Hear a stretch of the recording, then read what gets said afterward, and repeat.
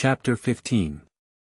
At 8 o'clock Kutuzov rode to Pratzen at the head of the fourth column, Miloradovich's, the one that was to take the place of Przebysewski's and Landrin's columns which had already gone down into the valley. He greeted the men of the foremost regiment and gave them the order to march, thereby indicating that he intended to lead that column himself. When he had reached the village of Pratzen he halted. Prince Andrew was behind, among the immense number forming the commander-in-chief's suite. He was in a state of suppressed excitement and irritation, though controlledly calm as a man is at the approach of a long-awaited moment. He was firmly convinced that this was the day of his Toulon, or his bridge of Arcola. How it would come about he did not know, but he felt sure it would do so. The locality and the position of our troops were known to him as far as they could be known to anyone in our army. His own strategic plan, which obviously could not now be carried out, was forgotten. Now, entering into Weyrother's plan, Prince Andrew considered possible contingencies and formed new projects such as might call for his rapidity of perception and decision. To the left down below in the mist, the musketry fire of unseen forces could be heard. It was there Prince Andrew thought the fight would concentrate. There we shall encounter difficulties, and there, thought he, I shall be sent with a brigade or division, and there, standard in hand, I shall go forward and break whatever is in front of me. He could not look calmly at the standards of the passing battalions. Seeing them he kept thinking, that may be the very standard with which I shall lead the army. In the morning all that was left of the night mist on the heights was a hoarfrost now turning to dew, but in the valleys it still lay like a milk-white sea. Nothing was visible in the valley to the left into which our troops had descended and from whence came the sounds of firing. Above the heights was the dark clear sky, and to the right the vast orb of the sun. In front, far off on the farther shore of that sea of mist, some wooded hills were discernible, and it was there the enemy probably was, for something could be descried. On the right the guards were entering the misty region with a sound of hoofs and wheels and now and then a gleam of bayonets. To the left beyond the village similar masses of cavalry came up and disappeared in the sea of mist. In front and behind moved infantry. The commander-in-chief was standing at the end of the village letting the troops pass by him. That morning Kutuzov seemed worn and irritable. The infantry passing before him came to a halt without any command being given, apparently obstructed by something in front. "Do order them to form into battalion columns and go round the village," he said angrily to a general who had ridden up. "Don't you understand, Your Excellency, my dear sir, that you must not defile through narrow village streets when we are marching against the enemy?" "I intended to reform them beyond the village, Your Excellency," answered the general. Kutuzov laughed bitterly. "You'll make a fine thing of it, deploying in sight of the enemy." "Very fine. The enemy is still far away, Your Excellency." "According to the dispositions." "The dispositions," exclaimed Kutuzov bitterly. "Who told you that?" "Kindly do as you are ordered."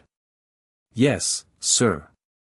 "My dear fellow," Nesvitsky whispered to Prince Andrew, "the old man is as surly as a dog."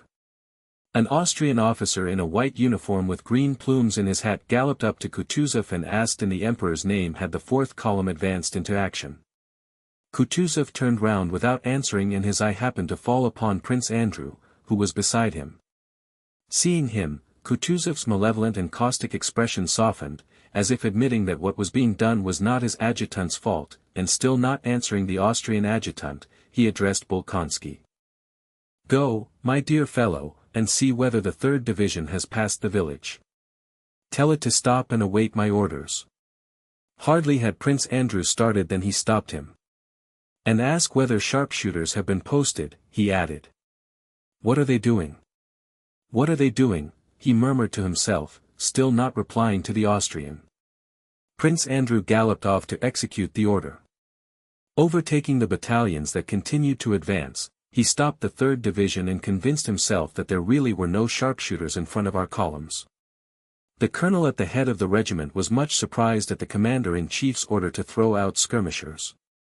He had felt perfectly sure that there were other troops in front of him and that the enemy must be at least 6 miles away.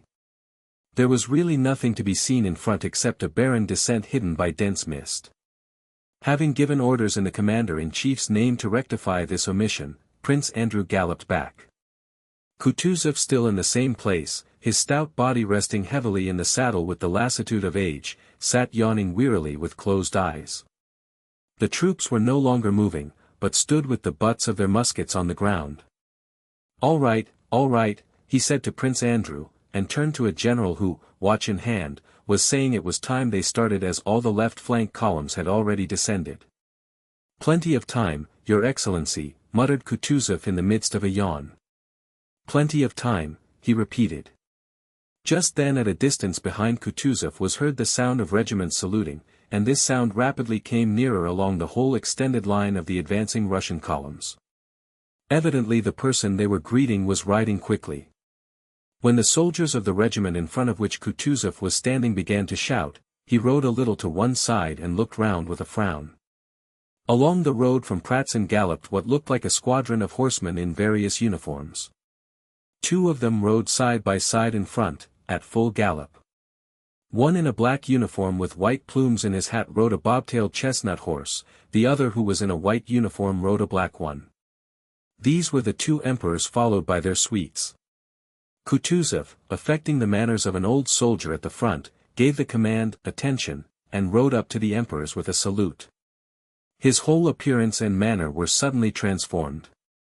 He put on the air of a subordinate who obeys without reasoning. With an affectation of respect which evidently struck Alexander unpleasantly, he rode up and saluted. This unpleasant impression merely flitted over the young and happy face of the emperor like a cloud of haze across a clear sky and vanished. After his illness he looked rather thinner that day than on the field of Olmütz where Bolkonsky had seen him for the first time abroad, but there was still the same bewitching combination of majesty and mildness in his fine grey eyes, and on his delicate lips the same capacity for varying expression and the same prevalent appearance of good-hearted innocent youth. At the Olmütz review he had seemed more majestic, here he seemed brighter and more energetic. He was slightly flushed after galloping 2 miles, and reining in his horse he sighed restfully and looked round at the faces of his suite, young and animated as his own. Czartoryski, Novoziltsev, Prince Volkonsky, Stroganov, and the others, all richly dressed gay young men on splendid, well-groomed, fresh, only slightly heated horses, exchanging remarks and smiling, had stopped behind the emperor. The Emperor Francis, a rosy, long-faced young man, sat very erect on his handsome black horse, looking about him in a leisurely and preoccupied manner.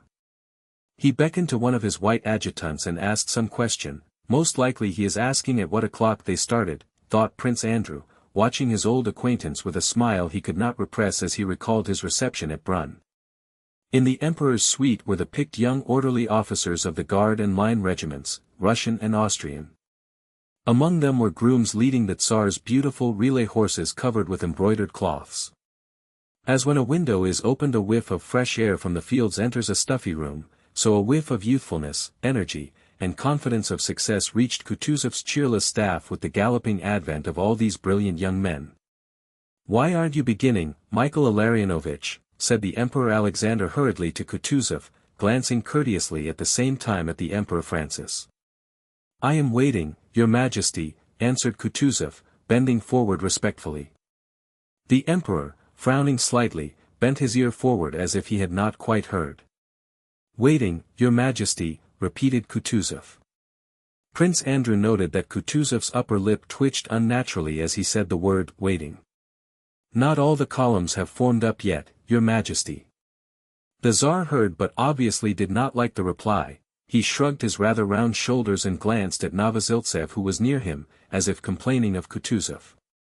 "You know, Michael Illarionovitch, we are not on the Empress Field where a parade does not begin till all the troops are assembled," said the Tsar with another glance at the Emperor Francis, as if inviting him if not to join in at least to listen to what he was saying.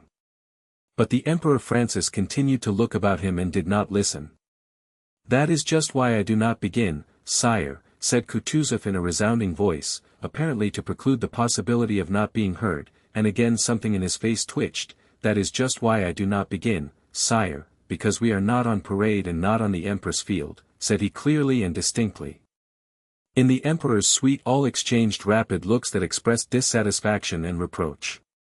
Old though he may be, he should not, he certainly should not, speak like that, their glances seemed to say. The Tsar looked intently and observantly into Kutuzov's eye, waiting to hear whether he would say anything more. But Kutuzov, with respectfully bowed head, seemed also to be waiting. The silence lasted for about a minute. "However, if you command it, your Majesty," said Kutuzov, lifting his head and again assuming his former tone of a dull, unreasoning, but submissive general. He touched his horse and having called Miloradovich, the commander of the column, gave him the order to advance. The troops again began to move, and 2 battalions of the Novgorod and one of the Absheron regiment went forward past the emperor. As this Absheron battalion marched by, the red-faced Miloradovich, without his greatcoat, with his orders on his breast and an enormous tuft of plumes in his cocked hat worn on one side with its corners front and back, galloped strenuously forward, and with a dashing salute reined in his horse before the emperor. "God be with you, general," said the emperor.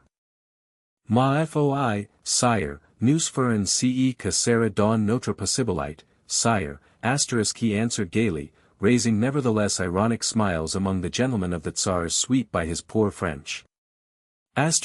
"Indeed, sire, we shall do everything it is possible to do, sire." Miloradovich wheeled his horse sharply and stationed himself a little behind the emperor. The Absheron men, excited by the Tsar's presence, passed in step before the emperors and their suites at a bold, brisk pace. "Lads," shouted Miloradovich in a loud, self-confident, and cheery voice, obviously so elated by the sound of firing, by the prospect of battle, and by the sight of the gallant Absherons, his comrades in Suvorov's time, now passing so gallantly before the emperors, that he forgot the sovereign's presence. "Lads, it's not the first village you've had to take," cried he. "Glad to do our best," shouted the soldiers. The emperor's horse started at the sudden cry.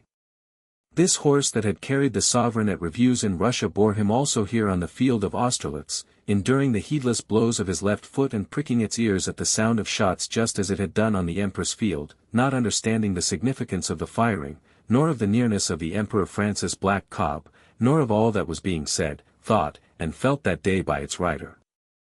The emperor turned with a smile to one of his followers and made a remark to him, pointing to the gallant Absherons. Chapter 16. Kutuzov accompanied by his adjutants rode at a walking pace behind the carabineers. When he had gone less than half a mile in the rear of the column he stopped at a solitary, deserted house that had probably once been an inn, where 2 roads parted. Both of them led downhill and troops were marching along both. The fog had begun to clear and enemy troops were already dimly visible about a mile and a half off on the opposite heights. Down below, on the left, the firing became more distinct. Kutuzov had stopped and was speaking to an Austrian general. Prince Andrew, who was a little behind looking at them, turned to an adjutant to ask him for a field glass. "Look, look," said this adjutant, looking not at the troops in the distance, but down the hill before him. "It's the French." The 2 generals and the adjutant took hold of the field glass, trying to snatch it from one another. The expression on all their faces suddenly changed to one of horror. The French were supposed to be a mile and a half away, but had suddenly and unexpectedly appeared just in front of us. "It's the enemy." "No." "Yes, see it is." "For certain." "But how is that?" said different voices. With the naked eye Prince Andrew saw below them to the right, not more than 500 paces from where Kutuzov was standing, a dense French column coming up to meet the Absherons. "Here it is. The decisive moment has arrived. My turn has come," thought Prince Andrew, and striking his horse he rode up to Kutuzov. "The Absherons must be stopped, Your Excellency," cried he. But at that very instant a cloud of smoke spread all round, firing was heard quite close at hand, and a voice of naive terror barely 2 steps from Prince Andrew shouted, "Brothers! All's lost!" And at this, as if at a command, everyone began to run. Confused and ever-increasing crowds were running back to where 5 minutes before the troops had passed the emperors. Not only would it have been difficult to stop that crowd, it was even impossible not to be carried back with it oneself. Bolkonsky only tried not to lose touch with it, and looked around bewildered and unable to grasp what was happening in front of him. Nesvitsky with an angry face, red and unlike himself, was shouting to Kutuzov that if he did not ride away at once he would certainly be taken prisoner. Kutuzov remained in the same place and without answering drew out a handkerchief. Blood was flowing from his cheek. Prince Andrew forced his way to him. "You are wounded?" he asked, hardly able to master the trembling of his lower jaw. "The wound is not here, it is there," said Kutuzov, pressing the handkerchief to his wounded cheek and pointing to the fleeing soldiers. "Stop them," he shouted, and at the same moment, probably realizing that it was impossible to stop them, spurred his horse and rode to the right. A fresh wave of the flying mob caught him and bore him back with it. The troops were running in such a dense mass that once surrounded by them it was difficult to get out again. One was shouting, "Get on! Why are you hindering us?" Another in the same place turned round and fired in the air, a third was striking the horse Kutuzov himself rode. Having by a great effort got away to the left from that flood of men, Kutuzov, with his suite diminished by more than half, rode toward a sound of artillery fire nearby. Having forced his way out of the crowd of fugitives, Prince Andrew, trying to keep near Kutuzov, saw on the slope of the hill amid the smoke a Russian battery that was still firing and Frenchmen running toward it.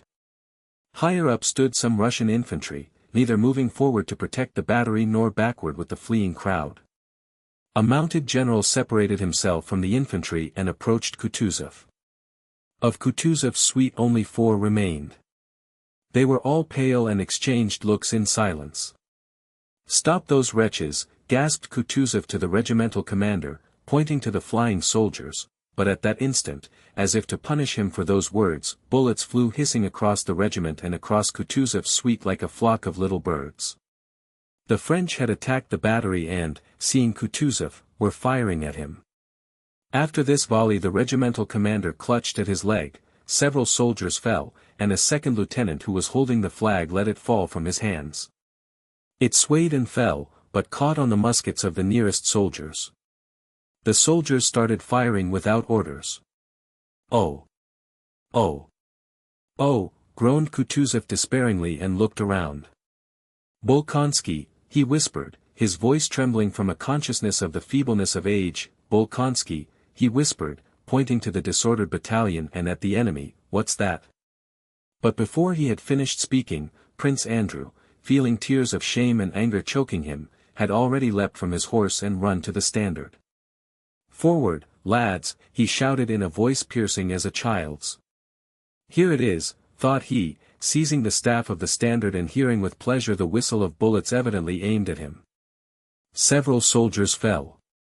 "Hurrah!" shouted Prince Andrew, and, scarcely able to hold up the heavy standard, he ran forward with full confidence that the whole battalion would follow him.